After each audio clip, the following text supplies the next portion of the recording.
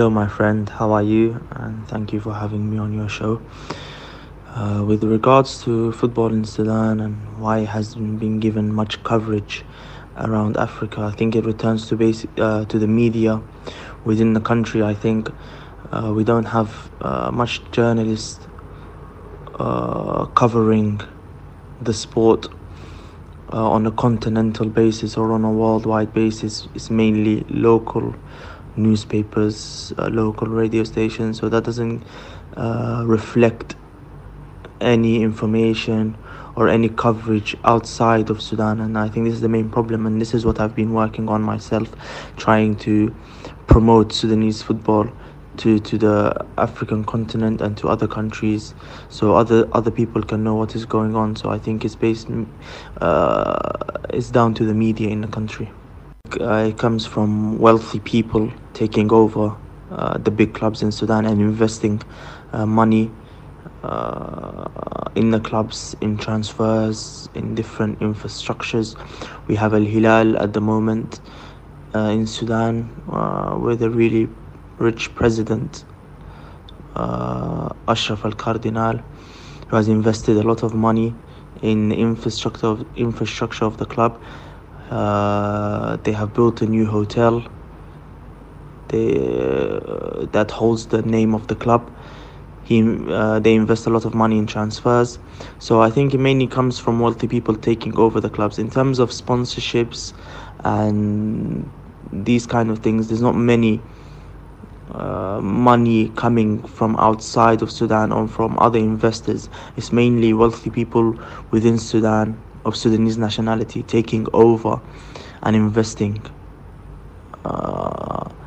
in the clubs. And for me, this is not the best way to retain stability, because this wealthy person can go at any time or at the end of his presidential tenure. So they must build a system to maintain the stability. So you have ups and downs in terms of finances with clubs in Sudan.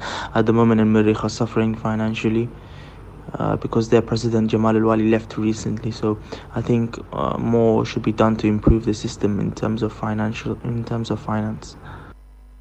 As you mentioned, the two big clubs in Sudan, Al-Hilal and Al-Merreikh, we have other clubs who are fighting for CAF Confederation Cup places. So these are the clubs that compete in the CAF Confederation Cup.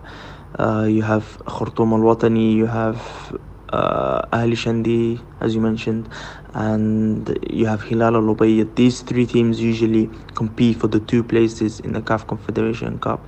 Hilal Al-Ubayyid just recently formed.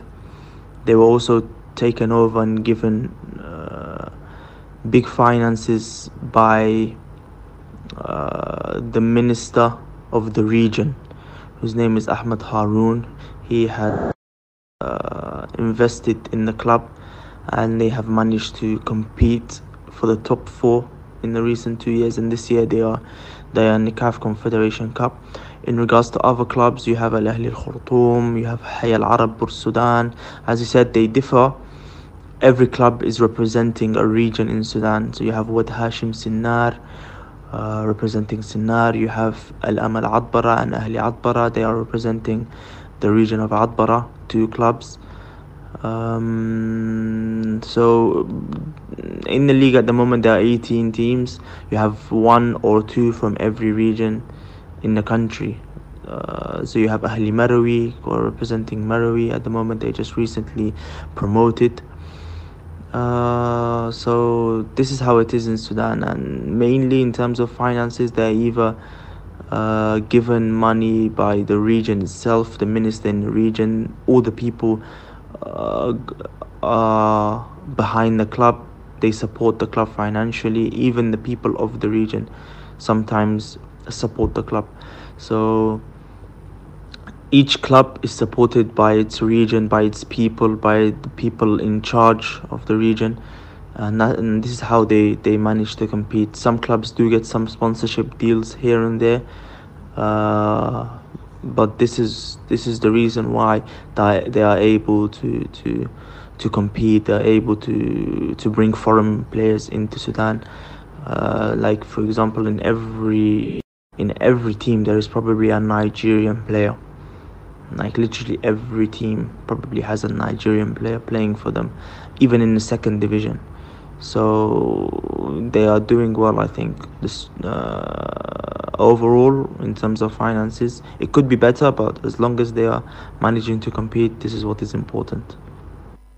Different foreign players in Sudan, and we've had many over the recent years. With regards to Sierra Leone, I think I should start with the Sierra Leonean players. We've had two players. One is still active at the moment. One used to play for Al-Hilal, David Simbu. Then he went on to Saudi Arabia. A very good friend of mine. Now we have Sheikh Fofana playing for Al-Merreikh's first season. Um, at the moment, I can speak about the foreigners that we have now. So, Al-Hilal and Al-Merreikh are the two teams with the most financial power. So they are able to attract most foreign players. And then you have Hilal al-Bayd, Ahli Shandi, and Al-Khartoum al-Watani. These three come after the top two. So this is probably the top five teams in Sudan at the moment.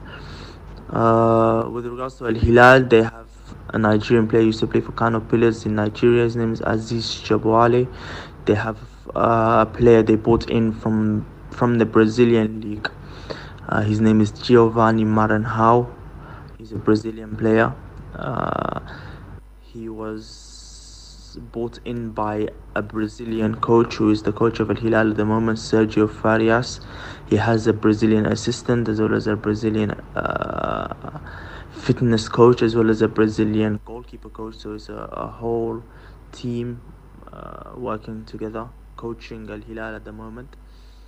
Going back to the players in Al-Hilal, as I said, they have Aziz Shabwale, Giovanni Maranhão. They have an Ivorian centre-back, Dabila Otara, who used to play for Africa Sport in Ivory Coast, bought in last season. So these are the three foreign players playing for Al-Hilal, as well as Loic Maxime Fodjou, who is a goalkeeper. He used to play for Cotton Sport in Cameroon.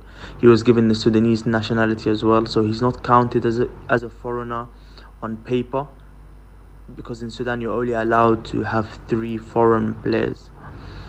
He was given the Sudanese nationality. He's a foreign player, but on paper he is counted as a Sudanese, so he does not take up a foreign player's spot in the team. So the Brazilian, the Ivorian, Nigerian I spoke about are the three foreigners, and you have the goalkeeper who is counted as a Sudanese, but he's also from Cameroon, and he's getting paid in dollars, all of this, so he's counted as a foreign player. Al-Merreikh, they suffered recently. They have financially, so they have Sheikh Fofana as a foreign player, and they have a Malian centre back called Keita. That's all, and Jamal Salim, a Ugandan goalkeeper. So in every team you have two or three. As I said, you have a Nigerian. There's always a Nigerian. In Khartoum al-Watani, they rely on the Ghanaians. You have Emmanuel Amunuke, who was the coach of the Nigerian under 17 or under 20 that won the tournament, the World Cup. I think it was the under 17. He was the coach of that team. He is the coach now of Khartoum al-Watani in Sudan, and he brought in three Ghanaian players. So that's how it works in Sudan. They try to allow the coach to rotate and to pick his own squad, so he's able to succeed. It's not because of the financial side of things that Sudanese players are unable to travel abroad. Even as a Sudanese player in Sudan, they're not paid in dollars. They are paid in the local currency. They are paid still quite well. They are given good money, but it's in the local currency, not in dollars as in foreigners who are paid in dollars. With regards to Sudanese players, I think it's because Sudanese players, they don't have the mentality of going abroad. They prefer to stay with their families and all of this instead of trying to improve their career abroad. they have limited ambition, if I'm to be honest, as well. As long as they reach the heights of Al-Hilal and Al-Merreikh in Sudan, they give up trying to go that further step of leaving the country and maybe going to even a better side abroad, which is very sad to see. And I hope it changes soon, because going abroad as a Sudanese player will be better for Sudanese football, and will be better for the Sudanese national team when they come to compete, if they have players playing abroad, instead of picking a squad of 23 locally based players. At the moment, we only have one player playing outside of the country. His name is Al-Samman Al-Sawi. He plays for Al-Ittihad in Libya. That is the only player at the moment, so it's very disappointing. I hope to see more players leaving Sudan and taking that further step. As we saw with the Chan squad in the African Championships that were played in Morocco last month, that we have players who have the ability to play outside, and I hope that they take that further step soon.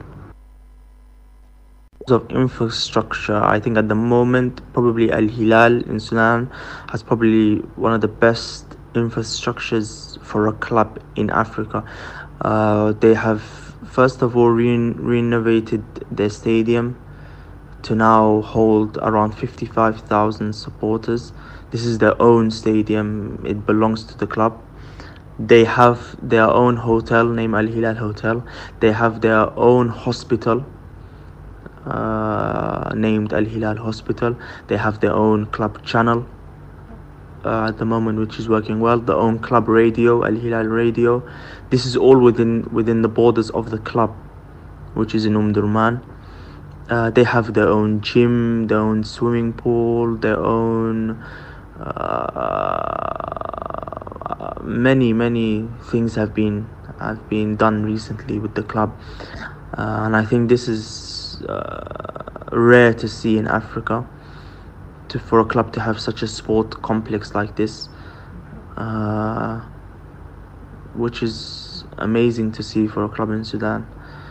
So hopefully if they take that further step and try and win the Champions League, they could be regarded as one of the best clubs in Africa at the moment, maybe even top 5, if they are able to compete for the Champions League. But in terms of infrastructure, Al-Hilal have gone a very long way, and I hope they continue to improve. Recently the board has done really well. The president has invested a lot of money, we're talking millions of dollars, for these kind of projects to happen, and they have succeeded, and they have opened these projects recently, last January, so everything is active at the moment. The team is able to camp in its own hotel. Players are treated in the club's hospital. So this is a big step for a team in Africa, and I hope it continues. Thank you.